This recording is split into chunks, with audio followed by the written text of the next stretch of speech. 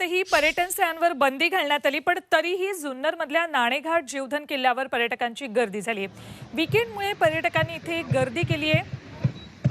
ही दृश्य आहेत किल्ल्यावरची। इथला आढावा घेतला आमचे प्रतिनिधी हेमंत साकुरे। सह्याद्रीच्या पर्वतरांगा परिसरातील नाणेघाट येथील निसर्ग सौंदर्य बहरलं असून पर्यटकांची या ठिकाणी मोठ्या प्रमाणात गर्दी झाली आहे। मात्र आपण जर परिस्थिती बघितली तर आज मध्यरात्रीपर्यंत या ठिकाणी पर्यटकांना बंदी घालण्यात आली, त्यामुळे मोठ्या प्रमाणात या ठिकाणी पर्यटकांची गर्दी पाहायला मिळते। खरं तर कोरोना महामारीमुळे गेली 2 वर्ष पर्यटन स्थळावरती बंदी घालण्यात आली होती, कारण की कोरोनाचं सावट मोठ्या प्रमाणात होतं। त्यामुळे या वर्षी कुठेतरी कोरोनाचं सावट कमी झाल्याने पर्यटकांमध्ये एक वेगळा उत्साह होता, परंतु पर्यटकांना बंदी घालण्यात आल्यामुळे पर्यटकांचा आता हिरमोड झालेला आहे। आपल्यासोबत पर्यटक आहेत, आपण त्यांच्याशी बोलणार आहोत। काय सांगाल, आज तुम्ही या ठिकाणी पर्यटनाला आले होते, पण आज बंदी आहे, काय भावना आहे?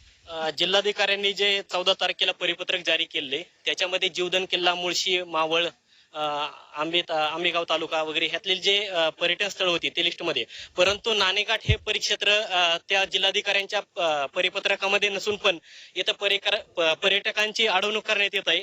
तरी सर्व पर्यटकांच्या वतीने इथं तीव्र नाराजी व्यक्त करण्यात येत आहे। पावसाचं प्रमाण कमी झालेलं आहे, त्यामुळे पर्यटकांना सोडावं अशी आशा आता पर्यटकांनी व्यक्त केली आहे। त्यामुळे या पुढच्या काळात काय निर्णय होते पाहणं महत्त्वाचं असणार आहे। Hemant Sapure, Zee media, Junnar, Pune. आत्ता मी नाणेघाटच्या अलीकडे थांबलेलो आहे, कारण पाऊस येतो आहे आणि पोलिसांनी तिथून रस्ता बंद केलेला आहे। तर मी या ठिकाणी एक घर आहे, त्या घरामध्ये थांबलो आहे। तर इथं आता गाडी इथं पार्किंग करून आम्ही चालत वरती नाणेघाटला जाणार आहे। बाबाची शक्ती लाकडावानी जी शक्ती वागावानी औषधं खातोय मी सगळी।